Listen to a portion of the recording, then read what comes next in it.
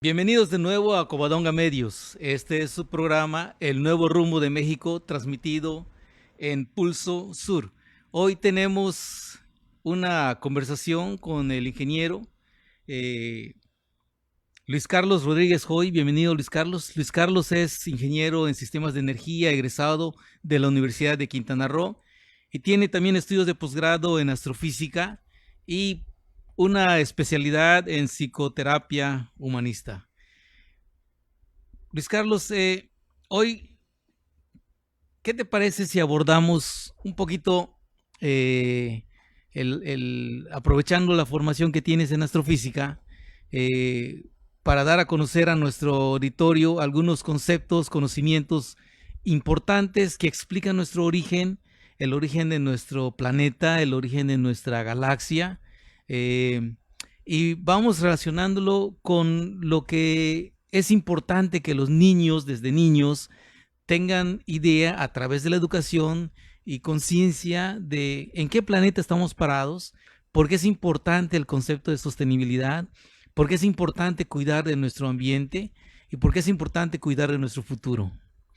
Y si te parece, vamos a platicar un poquito, comenzando acerca de cuáles son aquellas teorías que existen, que explican el origen de nuestro universo. Muy buenas noches a todos.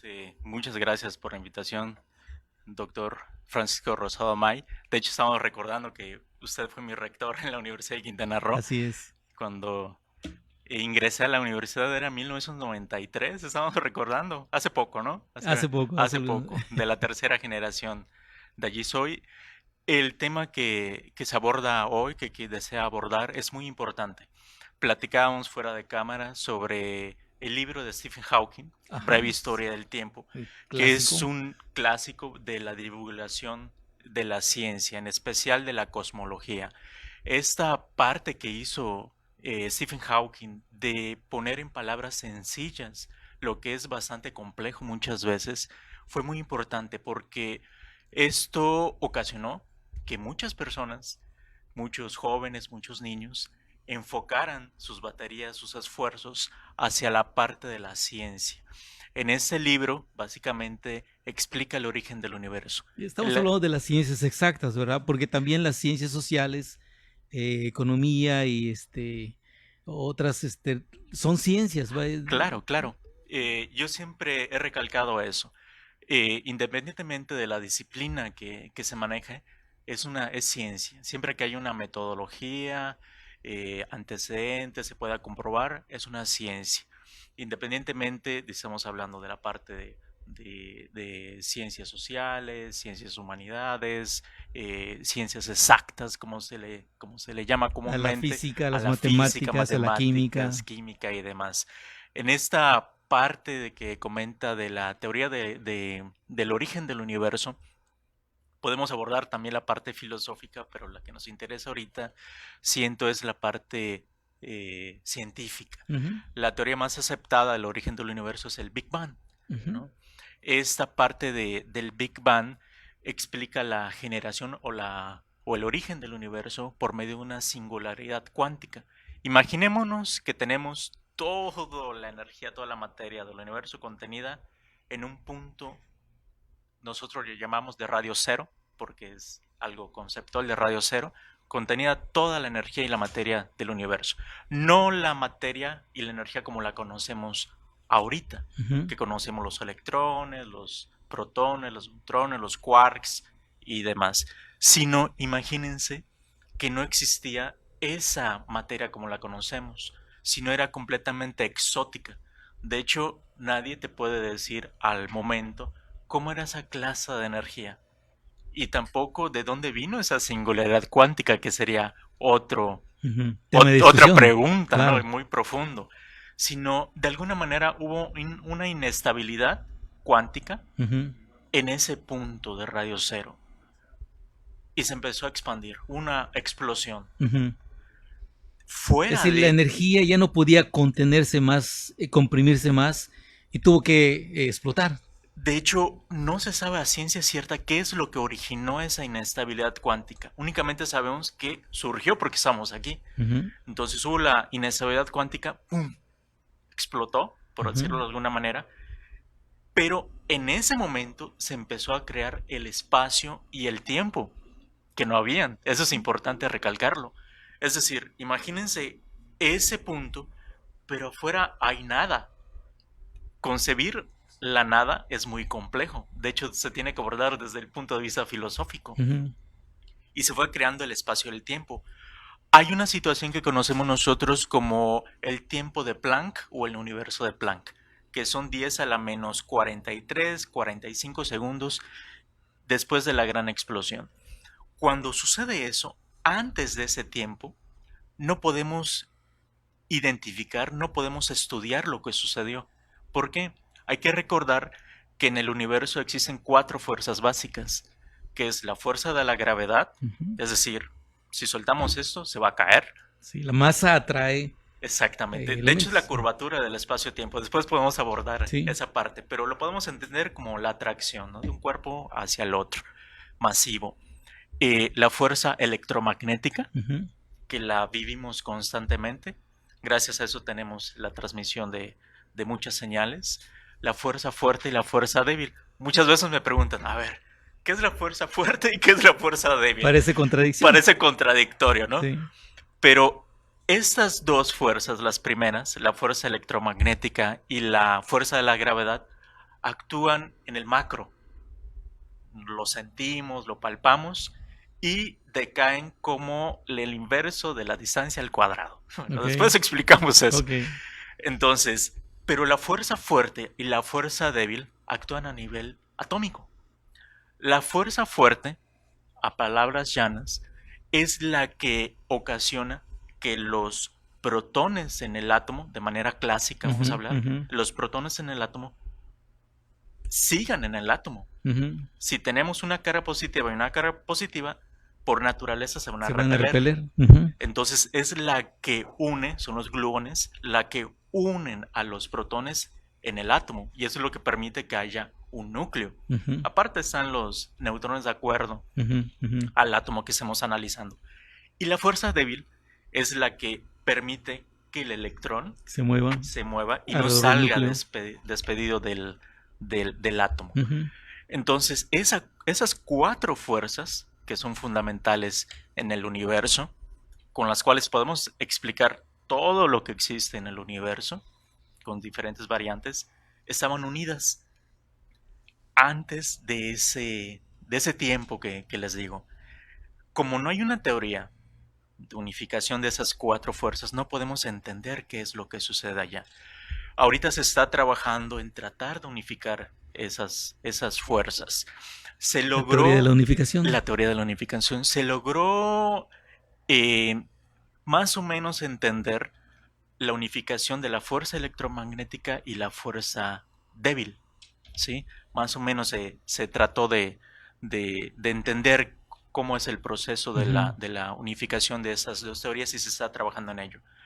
Pero para unificar las otras 2 que hacen falta es bastante complejo. De hecho, un dato histórico, ¿no? Einstein se murió, por decirlo de alguna manera, tratando de unificar esas 4 fuerzas básicas, y una mente tan brillante como la de Einstein no pudo.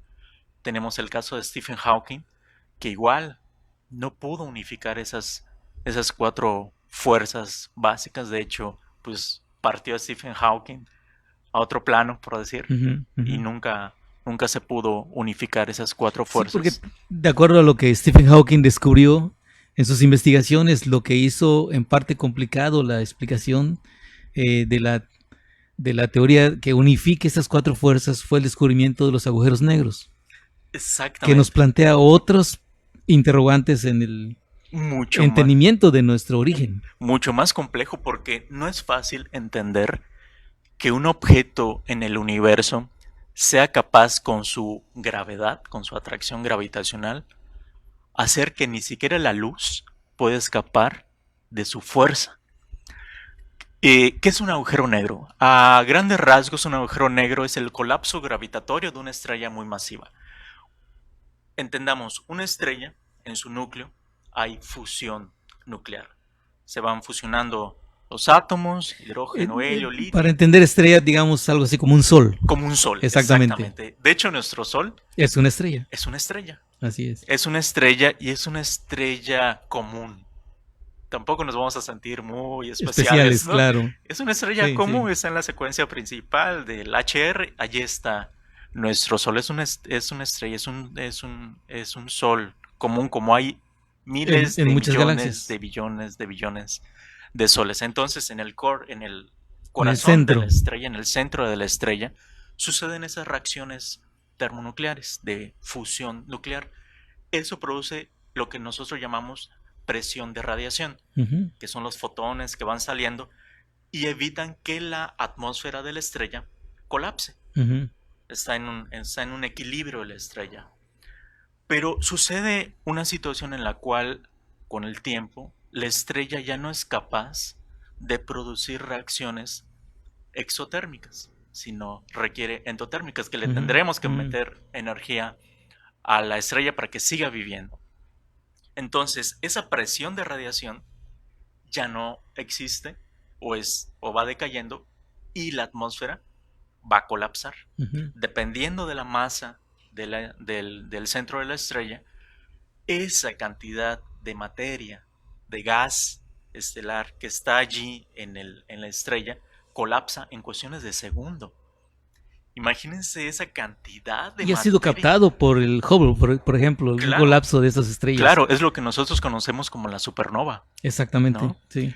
Entonces, imagínense esa cantidad de materia colapsando y de pronto rebota y se expande hacia el universo. Y son las famosas supernovas que conocemos. Se puede producir una estrella de neutrones, una enana blanca, pero lo interesante aquí es el agujero negro. Si llega un límite en el cual se forma ese núcleo de tal manera que la masa sea capaz de distorsionar el espacio-tiempo, se forma lo que nosotros conocemos un agujero negro, que es el colapso gravitatorio de una estrella muy masiva. Lo interesante del agujero negro es que igual tiene una singularidad, como estábamos hablando del origen del universo.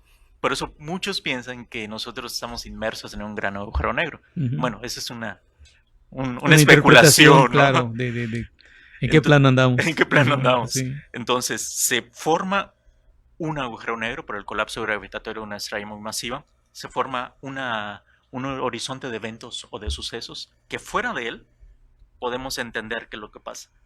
Dentro de él es muy complejo porque no podemos ver. De hecho, un agujero negro no se puede ver directamente.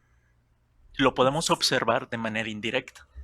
Porque hay que recordar que la mayoría de las estrellas no están solas. Son sistemas binarios, terciarios. Nuestro Sol, ahora sí, es raro, vamos a decir, en ese sentido, porque está solito el Sol. Entonces, solo acompañado de los planetas. Solo acompañado de los planetas, solar. Exactamente. Entonces, cuando tenemos un sistema binario, tenemos el agujero negro aquí y una estrella, por acción de la gravedad. Por eso decía que esas 4 fuerzas, con que nos las aprendamos, vamos a avanzar mucho en la física.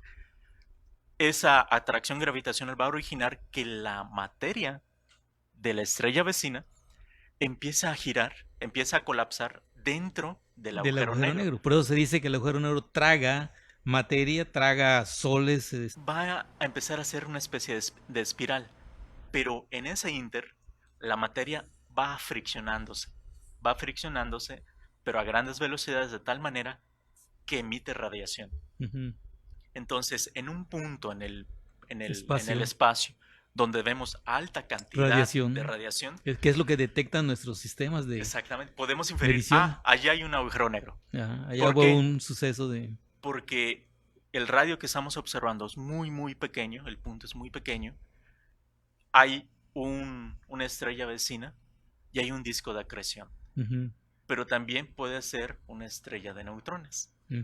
Entonces aquí había que discernir si es un agujero negro o una estrella de neutrones. Eso es por medio de la distorsión que se genera en los instrumentos y en base a ciertos análisis. Oyendo esas explicaciones, muchos de nosotros seguramente sentimos la sensación de de qué tan insignificantes somos dentro de este universo en el que estamos, y al no entender o tener una buena idea de toda esta magnitud de eventos que suceden a nuestro alrededor de nuestro planeta, ni siquiera entendemos bien lo que está pasando en nuestro sistema Así solar. es. Hay una sensación de desesperación, de que, por lo menos eso es lo que yo tengo, de necesidad de entender mejor estos elementos enormes, gigantescos Ujú. del universo, para poder valorar más lo que tenemos aquí en nuestro planeta. Así es. Nosotros somos viajeros espaciales. Estamos en una cápsula espacial llamada Tierra. Salimos de ella y no podemos vivir, como usted bien apunta. Nuestro lugar en el universo es el planeta Tierra. Ay, que se está investigando, se está proponiendo para ir a Marte, ¿no? Ya se fue a la Luna, ya no se regresó. Ahora se va a proponer ir a Marte. Ir a Marte. Pero necesitamos un ambiente óptimo para nosotros. Somos tan frágiles que necesitamos ciertas condiciones para poder subsistir. Y como bien apunta, el universo corre nada, ¿no? El clásico, ¿no? El clásico, el cartesiano, y no nos metemos a las métricas de Minkowski y demás. Podemos meternos, pero en el plano cartesiano, cuando se les habla a los alumnos ya de tercera dimensión, dice, imagínense esto, eso. Claro. A ver, espéreme. Necesito un poquito de tiempo para procesar Para eso. procesarlo. Sí, claro. Y les digo, y déjenme decirle que vivimos en 4 dimensiones. Claro. Y a ver. Y posiblemente más. Ahorita posiblemente estamos limitados como para entender un poquito Exactamente. Les digo, solo podemos ver tres dimensiones, las espaciales, ¿no? Entonces les pongo el clásico, ¿no? Los deditos. Aquí tenemos 3 ejes ortogonales entre sí. ¿Qué son ortogonales? Que forman 90 grados entre sí. Ese 90 grados y ese 90 grados entre sí. Les digo, ¿me permite su pluma? Claro que sí. Les digo, esas son las dimensiones espaciales. Esa es la temporal, el tiempo. Que alguien me diga, ¿dónde pongo esta aquí de tal manera que forme 90 grados entre sí? Y empieza la discusión, pero resulta que nadie puede, al menos los que vivimos en ese plano. Nadie puede porque donde la pongamos no va a ser los 90 grados. Pero vivimos en cuarta dimensión, ¿no? Así es. Es lo que sabemos hasta ahorita, ¿no? Sí. Hay 11 dimensiones, Sí. Pero es lo que sabemos. Y la cuestión es que trabajamos en el plano. Generalmente cuando hacemos nuestros dibujos y demás, es en el plano. No agarramos y ponemos en 3 dimensiones. Y esa proyección, ese visualizar, casi no lo tienen los muchachos. Y es un tanto frustrante porque uno quiere enseñar como le hubiera gustado que le enseñaran a uno. O como le enseñaron a uno. Entonces, desgraciadamente, como bien dice, esa parte se está perdiendo. Que le preguntas a los muchachos antes o cuando entras a la clase, ¿cómo están? ¿Cómo se sienten hoy? Esa parte humana, lo que decíamos, se está perdiendo. El tirar un popote, ¿no? No es tanto el hecho del popote, sino dónde lo vas a depositar. Ahorita ya van contra los globos. Ya van contra los globos y lo que viene, ¿no? Entonces, yo una vez en las redes sociales pregunté a la ONU, ¿y cuándo van a hacer una campaña, como la están haciendo para los popotes y muy probablemente para los globos, para evitar los autos de combustión interna? Que subsidien los autos eléctricos, que ya lo saquen al mercado con buenos precios, ¿no? Que un auto eléctrico no te baja de los 600,000 pesos. ¿Quién va a optar por eso? Claro. Muy difícilmente. Claro. Y eso es la cuestión materialista, como comentaba. Esta vorágine, esta depredación de la naturaleza es por no estar conscientes de nuestro lugar en el universo. Y en el tiempo, porque siempre pensamos en el corto tiempo. Exactamente. Y recuerda el ejemplo que pusiste, ¿no? El factor tiempo aquí es muy importante y siempre estamos concentrados nada más en un muy breve momento de tiempo. Y este breve momento de tiempo que tenemos nosotros, por ejemplo, para poder juntar $1 millón de pesos o algo así, es muchísimo nada, parece una contradicción, pero es muchísimo nada comparado con la breve historia del tiempo. Exactamente. Y allí podría haber otro tema, el tiempo, definir tiempo. No es tan fácil definir tiempo como definir el espacio, ¿no? El definir el tiempo, ¿qué es el tiempo?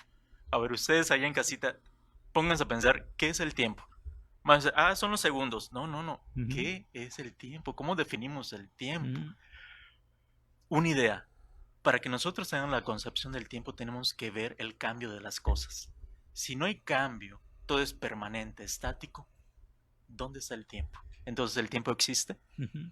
Que fue una de las preguntas que hizo Einstein, ¿no? Claro, claro, Einstein dijo, no, el tiempo básicamente es creado por el ser humano, ¿no? Pero está allí la pregunta, claro, ¿no? Allí la dejo. claro, ¿Qué claro, es el claro, tiempo? claro, claro. Entonces, esa parte de saber quiénes somos, dónde estamos, de dónde venimos, porque hay una historia previa, y hacia dónde vamos, no únicamente lo hace la ciencia, ¿no? Por decir, Claro. tenemos un tiempo T, un tiempo menos T, un tiempo más T, y ahí nos vamos. No, también la parte de la filosofía, la parte de la psicología, ¿de dónde venimos? ¿Quiénes somos? ¿Quién soy yo? ¿No? Y desde esa pregunta de ¿quién soy yo?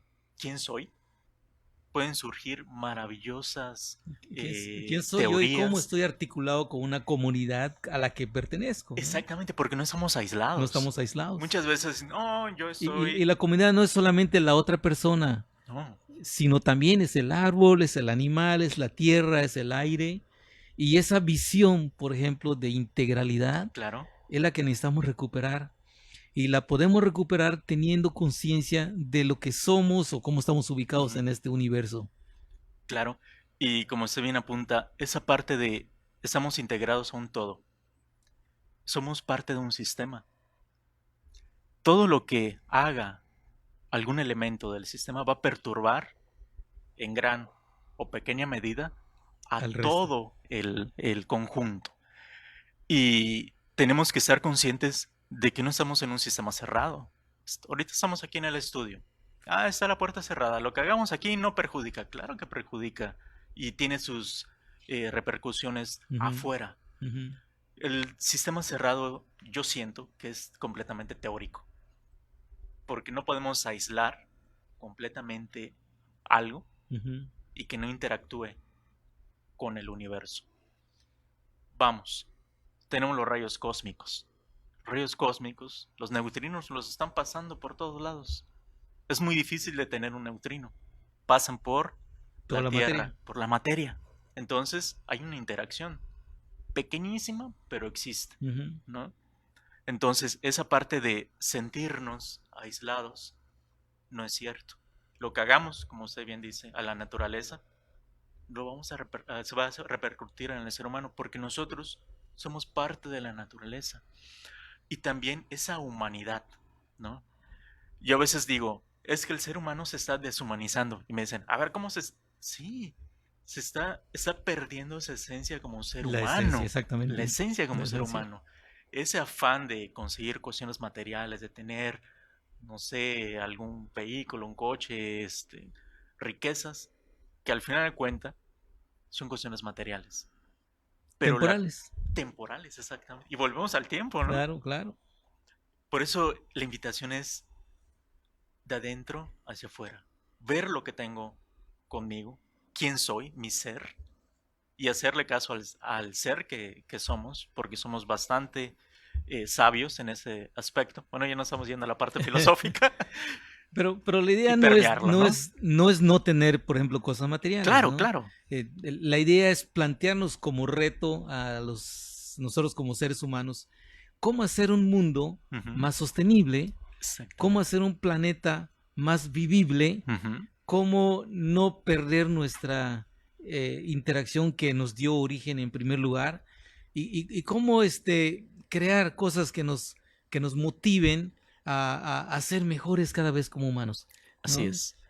Aquellas cosas que nos motivan a ser más individualista, a dañar nuestro ambiente, son esas cosas que no son las que tienen lugar, ¿no? Ese sería como un mensaje. Exactamente. Es decir, no tiene problemas que tiene carro, sino No, no, no, qué no. es lo que está qué significa el tener carro. Claro, hay que ser conscientes de que si tenemos un vehículo de combustión interna, le estamos haciendo daño al ambiente. Nuestra huella de carbono, que está ahorita Ujú, muy en de boga, moda, y sí. hay unas repercusiones, ¿no? Así es. A las naciones que tienen alta huella de carbono. Ah, dice, pues yo pago mi huella de carbono. Sí, pero te está Ujú, perjudicando. ujú. Y también esa situación de que, tengo mi iPad, tengo ok, sí, pero explótalo, utilízalo hasta lo último que dé. No te vayas, ya salió El nuevo. el nuevo celular y, tengo que cambiarlo porque si no, no voy a estar en sintonía con los Con los demás, ¿no? demás, sí. Sino tú puedes utilizar lo que tienes hasta la última y luego llevarlo a un centro de reciclaje. Igual, yo le he preguntado a la ONU, a ver si no me mandan a buscar, Ajá. un programa real, real, de control de la natalidad. No es por ser egoístas, pero el crecimiento poblacional a nivel mundial es increíble. Las tasas de crecimiento son inmensas. Y como apuntábamos, estamos en un sistema limitado de recursos. Entre más seres humanos habemos aquí en el planeta Tierra, el impacto, lo que le estamos demandando al, a la Tierra, ¡fum!, crece exponencialmente. Y no nos vayamos lejos. La agricultura se consume, si mal no tengo el dato, 80% del agua Ujú. se va destinada a la parte agrícola. El otro 20% lo vamos a dividir entre las industrias y un pequeño para el ser humano. Pero el impacto que le estamos ocasionando por el Al consumo planeta, desmedido del sí. agua Es, es inconcebible, además de desmedido, es no racional. no O sea, puede racional. haber mejores tecnologías, más Preguntarle amigables. al público, ¿quién de ustedes se va a bañar, prende la regadera o activa la regadera? Voy a ver si está templada el agua y ya la deja correr. Eso es no ser conscientes del daño que le estamos haciendo a la tierra, ¿no? Bueno, puede haber sistemas que arreglen esa situación. Se colecta el agua que corre antes de que caiga el agua caliente, que puede ser utilizado para riego o para Claro, reciclaje de otra naturaleza. claro. En fin, hay formas. Esas son las que deberían estar reflejadas, por ejemplo, en leyes de vivienda para los desarrolladores, Ujú. etcétera.